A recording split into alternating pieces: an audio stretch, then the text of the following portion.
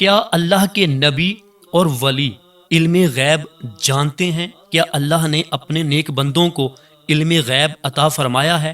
آج کی اس ویڈیو کے اندر ہم چند اعتراضات اور ان کے جوابات بیان کریں گے۔ اس ویڈیو کو مکمل دیکھیے گا، انشاءاللہ آپ کو اس کی برکتیں حاصل ہوں گی۔ الصلاۃ والسلام علیک یا رسول اللہ وعلی آلک و اصحابک یا حبیب اللہ۔ پیارے محترم ناظرین، آج کی اس ویڈیو کے اندر منافقوں کے علم غیب پر کچھ اعتراضات اور ان کے جوابات ہم بیان کریں گے۔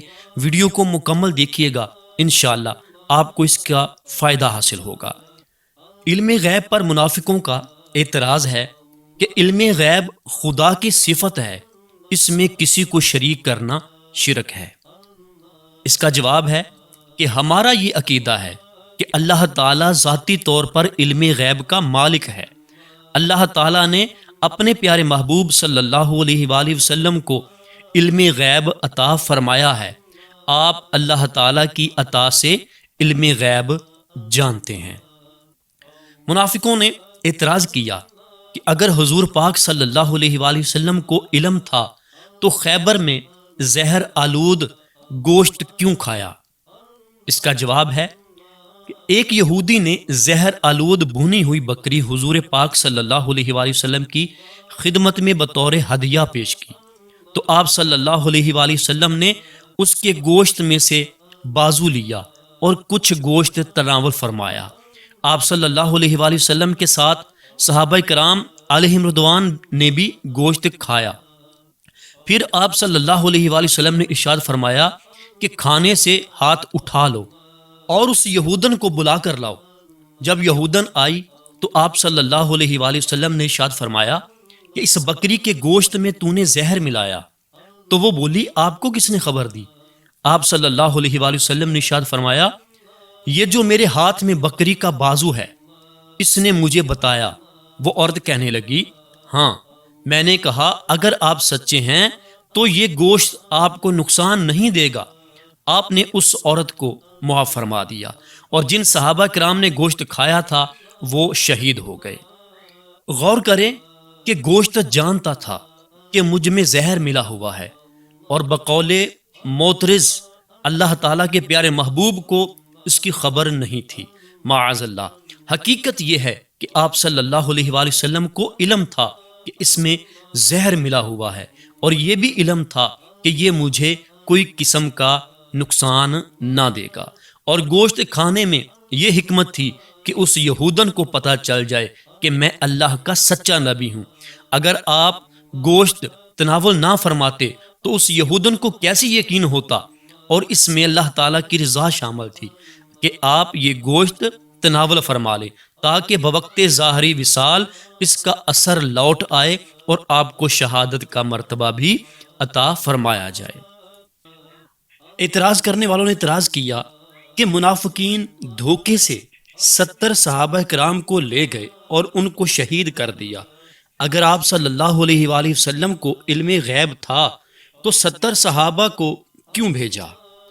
جواب، حضور پاک صلی اللہ علیہ وآلہ وسلم کو علم غیب تھا کہ ان کے مقدر میں اللہ تعالیٰ نے شہادت لکھی ہوئی ہے اور ان کی شہادت کا وقت آ گیا ہے، اس لیے آپ نے ان صحابہ کو بھیجا جنہوں نے شہید ہونا تھا۔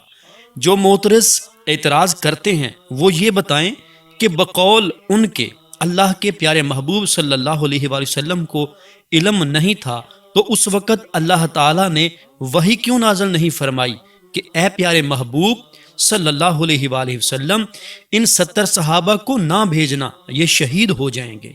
اللہ تعالیٰ کے کئی انبیاء کرام کو ان کی قوم نے ناحق شہید کر دیا۔ اللہ تعالیٰ تو سب کچھ جانتا ہے، پھر اس نے اپنے انبیاء کرام کو ایسی قوموں کی طرف کیوں بھیجا؟ اللہ کے پیارے محبوب صلی اللہ علیہ وآلہ وسلم کے علم غیب پر اعتراض کرنے والوں جواب دو۔ پھر اعتراض کرنے والوں نے اعتراض کیا کہ حضرت سیدہ عائشہ صدیقہ رضی اللہ تعالی عنہا کا ہار گم ہو گیا، جگہ جگہ تلاش کیا، نہ ملا، پھر اونٹ کے نیچے سے برآمد ہوا۔ اگر حضور پاک صلی اللہ علیہ وآلہ وسلم کو علم غیب ہوتا تو آپ پہلے ہی بتا دیتے۔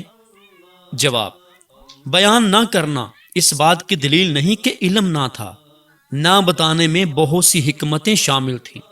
جو نبی آسمانوں کے ستاروں کی تعداد جانتا ہے، جو نبی اپنے تمام امتیوں کی نیکیوں کی تعداد جانتا ہے، وہ نبی اونٹ کے نیچے پڑے ہوئے ہار کو بھی نہیں جانتا؟ یہ کیسی بات ہوئی؟ لیکن بتایا اس لیے نہیں کہ اللہ تعالیٰ کی رضا یہ تھی کہ سیدہ عائشہ صدیقہ رضی اللہ تعالی عنہا کا ہار گم ہو اور مسلمان ہار کی تلاش میں رک جائیں اور ظہر کا وقت آ جائے، پھر مسلمانوں کو طہارت اور وضو کے لیے پانی کی ضرورت پڑے تو پانی میسر نہ ہونے پر امت محمدیہ صلی اللہ علیہ وسلم کی بہتری اور آسانی کے لیے آیت تیمم نازل ہو۔ اگر اس وقت ہار کے بارے میں بتا دیا جاتا تو آیت تیمم نازل نہ ہوتی۔ اعتراض کرنے والوں نے اعتراض کیا کہ غار ثور میں سانپ نے سیدنا صدیق اکبر رضی اللہ تعالی عنہ کو ڈس لیا، اگر حضور پاک صلی اللہ علیہ وسلم کو علم غیب ہوتا تو آپ پہلے بتا دیتے۔ جواب: یہاں بھی نہ بتانے میں بہت سی حکمتیں پوشیدہ تھیں۔ نمبر 1، سانپ نے حضور پاک صلی اللہ علیہ وآلہ وسلم کی زیارت سے مشرف ہونا تھا۔ نمبر 2، سیدنا صدیق اکبر رضی اللہ تعالیٰ عنہ کو جان ساری کا صلہ ملنا تھا۔ نمبر 3، سانپ کے ڈسنے کی جگہ حضور پاک صلی اللہ علیہ وآلہ وسلم نے اپنا لعاب دہن لگا کر یہ معجزہ ظاہر فرمانا تھا کہ میرا لعاب دہن دافع بلا، حاجت روا اور مشکل کشا ہے۔ نمبر 4، بوقت وصال سانپ کے زہر کی اثر کی وجہ سے حضرت سیدنا صدیق اکبر رضی اللہ تعالی عنہ کو شہادت کا مرتبہ ملنا تھا۔ اعتراض کرنے والوں نے اعتراض کیا کہ حضرت سیدہ عائشہ صدیقہ رضی اللہ تعالی عنہا پر تہمت لگی تو آپ نے بغیر وحی کے کچھ نہ فرمایا، آپ وحی کے آنے سے پہلے پریشان رہے، اگر علم غیب ہوتا تو آپ پریشان کیوں ہوتے؟ جواب: حضور پاک صلی اللہ علیہ وآلہ وسلم کو علم تھا کہ سیدہ عائشہ صدیقہ رضی اللہ تعالی عنہا پر غلط تہمت لگائی گئی ہے۔ آپ کا اس بارے میں فوراً ارشاد نہ فرمانے میں یہ حکمت پوشیدہ تھی کہ آپ کو معلوم تھا کہ اللہ تعالی خود سیدہ عائشہ صدیقہ رضی اللہ تعالی عنہا کی شان میں آیت نازل فرمائے گا۔ اس سلسلے میں حضور پاک صلی اللہ علیہ وآلہ وسلم کا فرمان مبارکہ ہے کہ اللہ کی قسم میں اپنی بیوی کی پاکیزگی بالیقین جانتا ہوں۔ حضور پاک صلی اللہ علیہ وآلہ وسلم اس تہمت کی وجہ سے پریشان نہیں ہوئے، بلکہ چند روز آپ نے انتظار فرمایا اور خاموشی اختیار کی، صرف اس لیے کہ میری زوجہ مطہرہ کی پاکی کے متعلق خود خالق کائنات رب العالمین ارشاد فرمائے۔ اگر آیات کے نزول کا انتظار نہ فرمایا جاتا اور پہلے ہی اپنی زوجہ محترمہ کی پاک دامنی کا آپ اظہار فرما دیتے تو منافقین کہتے کہ اپنی اہل خانہ کی حمایت کی ہے اور مسلمانوں کو تہمت کے مسائل اور مقدمات کی تحقیق کے طریقہ کار کا پتہ نہ چلتا۔ پھر اعتراض کرنے والوں نے اعتراض کیا کہ حضور پاک صلی اللہ علیہ وآلہ وسلم کو علم غیب نہیں تھا، بلکہ حضرت جبریل علیہ السلام کے بتانے سے آپ کو پتہ چلتا تھا، معاذ اللہ۔ جواب: حضور پاک صلی اللہ علیہ وآلہ وسلم امام الانبیاء ہیں۔ جہاں خدا کی خدائی ہے وہاں حضور پاک صلی اللہ علیہ وآلہ وسلم کی بادشاہی ہے۔ حضور پاک صلی اللہ علیہ وآلہ وسلم حضرت جبرائیل علیہ السلام کے محتاج نہیں تھے، بلکہ حضرت جبرائیل علیہ السلام آپ کے امتی اور خادم ہیں۔ حضرت جبرائیل علیہ السلام تو اللہ تعالیٰ کے حکم کے مطابق وحی لے کر آتے تھے۔ نظام قدرت کے تحت یہ سلسلہ جاری رہا۔ پیارے آقا صلی اللہ علیہ وآلہ وسلم کی شان میں گستاخی کرنے والوں، یہ بتاؤ، ان میں سے 2 حدیث مبارکہ بطور حوالہ پیش خدمت ہیں۔ نمبر 1، حضرت سیدہ عائشہ صدیقہ رضی اللہ تعالی عنہا فرماتی ہیں کہ ایک چاندنی رات میں رسول اللہ صلی اللہ علیہ وآلہ وسلم کا سر مبارک میری گود میں تھا۔ میں نے عرض کیا کہ یا رسول اللہ صلی اللہ علیہ وآلہ وسلم، کیا کسی کی نیکیاں آسمان کے ستاروں کے برابر بھی ہیں؟ آپ صلی اللہ علیہ وآلہ وسلم نے فرمایا کہ ہاں، عمر کی نیکیاں آسمان کے ستاروں کے برابر ہیں۔ میں نے عرض کیا کہ میرے باپ حضرت ابو بکر کی نیکیوں کا کیا حال ہے؟ تو آپ صلی اللہ علیہ وآلہ وسلم نے ارشاد فرمایا کہ عمر کی ساری نیکیاں ابو بکر کی ایک نیکی جیسی ہیں۔ مشکات شریف جلد سوم باب مناقب ابو بکر۔ آسمان کے ستارے کتنے ہیں یہ بھی غیب کی بات ہے، اور جو شخص نیکیاں کرتا ہے اس کی نیکیاں کتنی ہیں یہ بھی غیب کی بات ہے۔ اگر سیدہ عائشہ صدیقہ رضی اللہ تعالی عنہا کا یہ عقیدہ ہوتا کہ آپ صلی اللہ علیہ وآلہ وسلم علم غیب نہیں جانتے تو کبھی ایسا سوال نہ کرتی۔ حضرت عائشہ صدیقہ رضی اللہ تعالی عنہا کے سوال کرتے ہی آپ صلی اللہ علیہ وآلہ وسلم نے فوراً بغیر وحی کے اپنے عطائی علم غیب سے جواب ارشاد فرمایا۔ اور دوسری حدیث حضرت سیدنا ابن عباس رضی اللہ تعالی عنہ روایت کرتے ہیں کہ رسول اللہ صلی اللہ علیہ وآلہ وسلم کا 2 قبروں پر سے گزر ہوا تو آپ صلی اللہ علیہ وآلہ وسلم نے ارشاد فرمایا کہ ان دونوں کو عذاب ہو رہا ہے، اور کسی بڑے گناہ کے سبب نہیں بلکہ ان میں سے ایک پیشاب کے چھینٹوں سے احتیاط نہیں کرتا تھا اور دوسرا شخص چغل خور تھا۔ پھر رسول اللہ صلی اللہ علیہ وآلہ وسلم نے ایک تازہ سبز شاخ منگوا کر اس کو درمیان سے چیر کر دونوں قبروں پر لگا دیا۔ صحابہ کرام نے عرض کیا کہ یا رسول اللہ صلی اللہ علیہ وآلہ وسلم آپ نے ایسا کیوں کیا؟ تو رسول اللہ صلی اللہ علیہ وآلہ وسلم نے ارشاد فرمایا کہ یہ شاخیں جب تک خشک نہ ہوں گی ان کے عذاب میں تخفیف ہوتی رہے گی۔ صحیح بخاری، صحیح مسلم، مشکات باب الآداب الخلا۔